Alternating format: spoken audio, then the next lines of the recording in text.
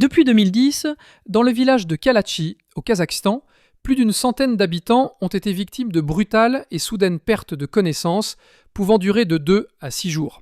En 2013, 10 personnes se sont évanouies alors qu'elles accomplissaient leur travail quotidien. Même les médecins étaient impuissants. Ils se sont réveillés après quelques jours de sommeil.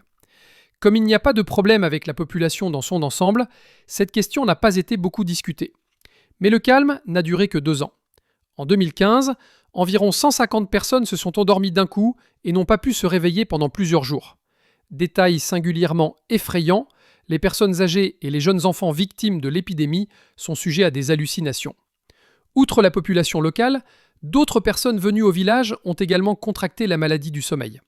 Pour les spécialistes du sommeil dans la littérature, il n'existe pas de notion d'épidémie de sommeil qui se propagerait dans une communauté. Il s'agit d'un facteur toxique plus que neurologique. Mais le spécialiste du sommeil, Mikhail Poluektov, ne pense pas qu'il s'agisse d'encéphalite toxique. Dans les cas d'encéphalopathie, les malades sombrent dans un sommeil de plus en plus profond. Or, on voit que les patients se rétablissent avec des soins classiques. Cela pourrait accréditer l'hypothèse d'une origine psychogénique. Dans un tel cas, l'incident a provoqué un tollé mondial et les scientifiques ont afflué vers cette région. Naturellement, les gens ont commencé à craindre cette situation et ont été contraints de quitter les terres où ils sont nés et ont grandi.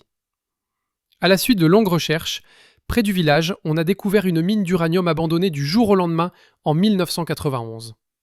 Les études menées ont révélé que le monoxyde de carbone émis par cette mine était 10 fois supérieur à la normale. De plus, il a été constaté que le gaz radon s'échappant de cette mine se mélangeait aux eaux souterraines. Mais d'après l'anesthésiste Kabdrachid Almagambetov, pendant l'utilisation des gaz proches du radon sur des patients, il se réveille au maximum 1 heure après l'opération. Donc la possibilité du radon est exclue. Faute d'explication, les autorités ont commencé à déplacer les habitants. Mais beaucoup s'inquiètent de leurs futures conditions de vie et les habitants les plus âgés refusent tout simplement de partir.